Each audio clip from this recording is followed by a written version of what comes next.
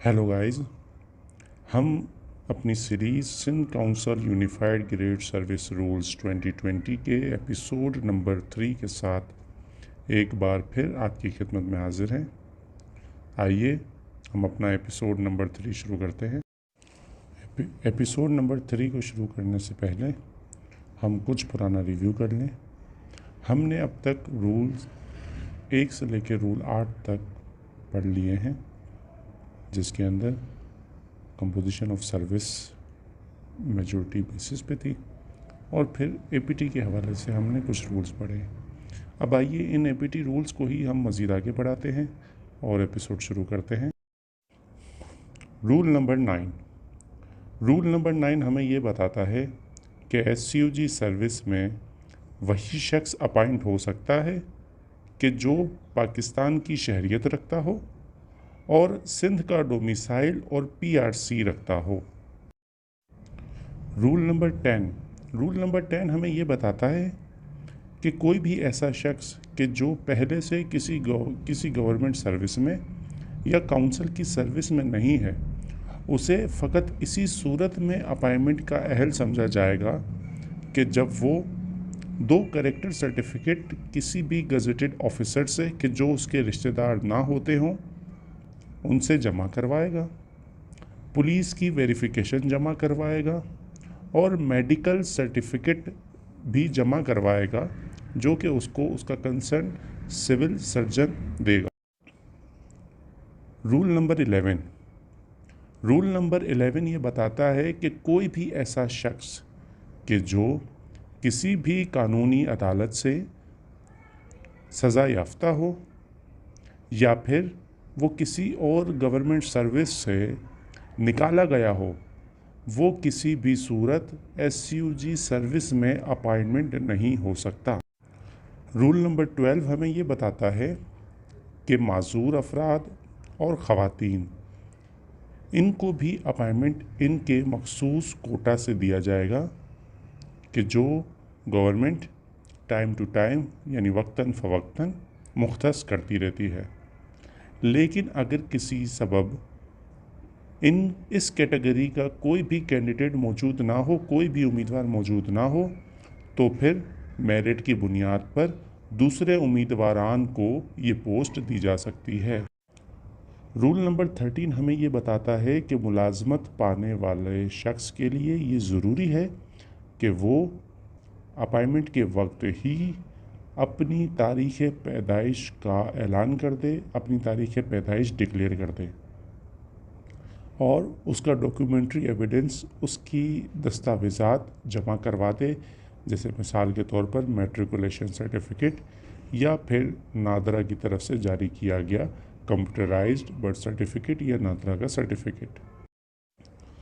Rule 14 हमें बताता है कि दरख्वास्त जमा करवाने की जो आखिरी तारीख हो, वही आखिरी तारीख एज लिमिट की डेडलाइन होगी, यानी उस तारीख पर जो उम्र बनेगी, अगर वो उम्र एज लिमिट में आ रही है तो ही अपॉइंटमेंट किया जा सकेगा, वरना नहीं।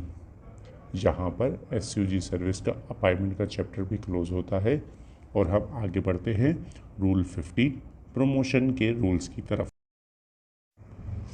रूल नंबर 15(1) हमें ये बताता है कि तमाम पोस्टों पर प्रमोशन कमेटी की रिकमेंडेशंस पर ही होंगे और वो promotion committee Sindh local government board की कंस्टिट्यूट की गई होगी। रूल 15(2) हमें ये बताता है कि प्रमोशन सीनियरिटी कम फिटनेस बेसिस पर होंगे, यानी जो सीनियर मोस्ट एम्प्लॉय होगा सबसे पहले वही प्रमोट होगा, बशर्त ये कि वो प्रमोशन के लिए हेलो हो, फिट हो। जबकि दूसरी तरफ सिलेक्शन स्किल पोस्ट पर प्रमोशन फ़कत और फ़कत मेरिट की बुनियादों पर होंगे, जबकि वहाँ सीनियरिटी अपना रोल उस वक्त अदा करेगी जब तमाम अफसरान तमाम चीज़ों में बराबर होंगे। रूल 15(3) हमें ये बताता है कि वो कौन कौन सी चीज़ें हैं जो कि प्रमोशन कमेटी को एक प्रमोशन करते हुए मलहूज़े खातिर रखनी है। सबसे पहले सीनियरिटी पोजीशन, उसके बाद ये देखना है कि उस शख्स का प्रोबेशनरी पीरियड भी मुकम्मल हुआ है या नहीं। तीसरे नंबर पर वो चीज़ें कि जो रिक्वायर्ड क्वालिफ़िकेशन है और एक्सपीरियंस है उस पोस्ट के लिए। चौथे नंबर पर मिनिमम लेंथ ऑफ सर्विस देखनी है कि जो government time to time specify करती है। फिर ये भी देखना है कि उन्होंने डिपार्टमेंटल ट्रेनिंग और एग्ज़ाम क्लियर किया है या नहीं। उसे कम से कम आखिरी 5 साल की ACR या PERs भी चेक करनी है। उसके अलावा ये भी चेक करना है कि कितनों को माइनर या मेजर पेनल्टी लग चुकी है। ये भी चेक करना है कि कितनी इंक्वायरीज़ इनके ख़िलाफ़ पेंडिंग है।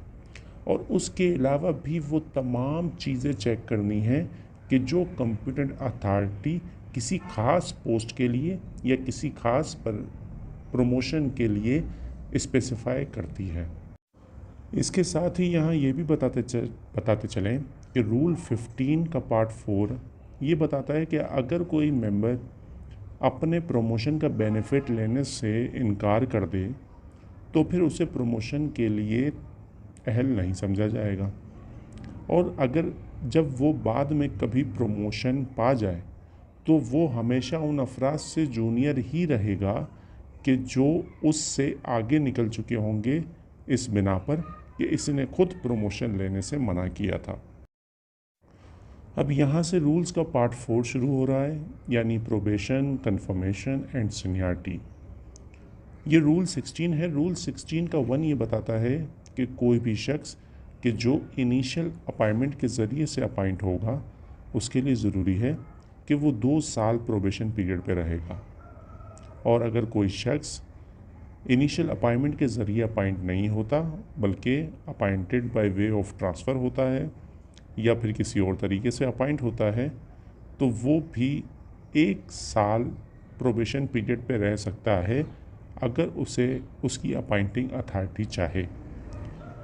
रूल 16(2) हमें ये बताता है कि अपॉइंटिंग अथॉरिटी किसी भी रीज़न की वजह से कि जो वो लिखत में देगी किसी का भी प्रोबेशन पीरियड घटा या बढ़ा सकती है, मगर बढ़ाने का इख्तियार फ़कत और फ़कत 1 साल के लिए होगा, इससे ज़्यादा नहीं बढ़ा सकती। मज़ीद ये कि प्रोबेशन पीरियड ख़त्म हो जाने की सूरत में अगर कोई रिटर्न ऑर्डर पास नहीं होता है तो भी 1 साल के लिए प्रोबेशन पीरियड को एक्सटेंड समझा जाएगा। और अगर एक्सटेंडेबल पीरियड के बाद भी कोई रिटर्न ऑर्डर पास नहीं होता तो फिर सर्विस को कंटिन्यू ही समझा जाएगा। रूल 17 हमें ये बताता है कि किसी भी मेंबर की कंफर्मेशन फ़कत और फ़कत सीनियरिटी के हिसाब से परमानेंट पोस्ट पर होगी और उस पोस्ट पर होगी जिस पर किसी और अफसर या किसी और मुलाजिम ने लियन नहीं लिया हुआ होगा। इसी तरीके से 17 का 2 हमें ये बताता है कि कॉम्पिटेंट अथॉरिटी को ही इख्तियार है कि वो किसी भी मेंबर को परमानेंट पोस्ट पर कंफर्म कर दे। मज़ीद ये कि जो भी अफसर SUG में कंफर्म हो जाएगा तो फिर अगर उसने किसी और सर्विस में कोई लियन लिया हुआ होगा तो वो उसी वक्त ख़त्म हो जाएगा। रूल 17(4) हमें ये बताता है कि SUG सर्विस के मेंबर को अपॉइंटमेंट के बाद कंफर्मेशन से नहीं रोका जा सकता बसूरत ये कि उसके ख़िलाफ़ कोई डिसिप्लिनरी एक्शन पेंडिंग में ना हो। और अगर ऐसा हो तो अपॉइंटिंग अथॉरिटी रिटर्न में इसका रीज़न मेंशन करके उसे कंफर्मेशन से डेफर कर सकती है। मज़ीद ये कि डेफरमेंट के दौरान उसके जूनियर्स को यह हक हासिल हो जाएगा कि वो कंफर्म हो सकें, मगर जो सीनियर एम्प्लॉय के जिसकी कंफर्मेशन रुकी हुई होगी उसकी सीट वहाँ पर वैकेंट ही रहेगी। और जो जूनियर एम्प्लॉय इसके बाद वाला कंफर्म होगा वो उसके बाद वाली सीट पर कंफर्म होगा। वो उससे पहले कंफर्म हो सकता है मगर वो उसकी सीट पर कंफर्म नहीं हो सकता। सीनियर की सीट वहीं पर रिज़र्व रहेगी। अब यहाँ पर हमारा एपिसोड नंबर 3 भी वाइंड अप होता है। इसके आगे भी एसयूजी सर्विस में अभी बहुत कुछ आना बाकी है, जिसमें सीनियरिटी रूल्स हैं, सीआर और पीईआर्स के रूल्स हैं, डिसिप्लिनरी प्रोसीडिंग्स हैं, सैलरी अलाउंसेस के हवाले से मालूमात है। तो अभी ये सीरीज़ जारी है और इंशाल्लाह हम नेक्स्ट एपिसोड में मज़ीद एसयूजी सर्विस रूल्स के साथ आपसे मुलाकात भी करेंगे। तब तक के लिए हमसे जुड़े रहिएगा, हमारे चैनल को सब्सक्राइब कीजिएगा। कोई भी सवाल, कोई भी सजेशन या कोई भी क्यूरी हो तो काइंडली हमें कमेंट ज़रूर कीजिएगा। इस वीडियो को लाइक कीजिए, शेयर कीजिए और हमारे चैनल को सब्सक्राइब भी कीजिए। Thank you.